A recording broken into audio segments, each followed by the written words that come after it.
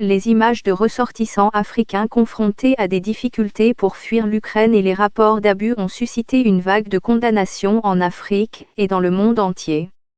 L'Union africaine se déclare préoccupée par les informations selon lesquelles des Africains en Ukraine se verraient refuser le droit de traverser la frontière pour se mettre en sécurité.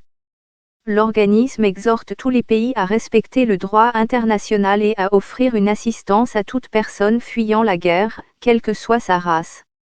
Les rapports selon lesquels les Africains sont montrés du doigt pour un traitement différent inacceptable seraient choquants et racistes et violeraient le droit international, déclare l'UE dans un communiqué publié lundi. L'Union salue les pays membres et leurs ambassades dans les pays voisins de l'Ukraine qui soutiennent les personnes fuyant la guerre. Le gouvernement nigérian a également condamné les informations selon lesquelles ses citoyens, et ceux d'autres pays africains, ont été empêchés de quitter l'Ukraine déchirée par la guerre. Le président nigérian Muhammadu Buhari a déclaré qu'il y a environ 4000 Nigérians en Ukraine, pour la plupart des étudiants.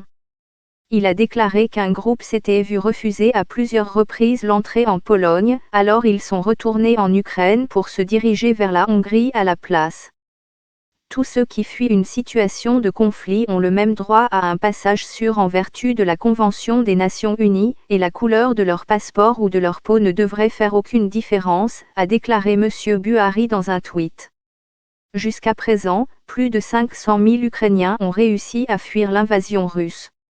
De nombreux rapports ont fait état de responsables de la sécurité ukrainiens empêchant les Africains de prendre des bus et des trains se rendant à la frontière.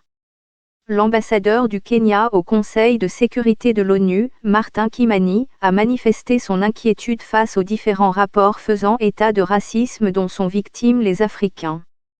Il a souligné lundi que plusieurs États ont confirmé que leurs ressortissants subissent des mauvais traitements. M.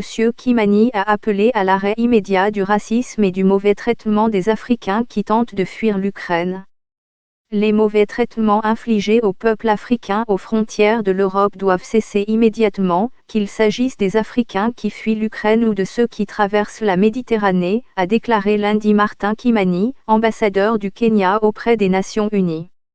Michel Xavier Biang, représentant du Gabon au Conseil de sécurité de l'ONU, a également exprimé son inquiétude quant à la discrimination dont sont victimes les étudiants africains qui veulent quitter l'Ukraine. Il a notamment qualifié ces actes de racisme inacceptables.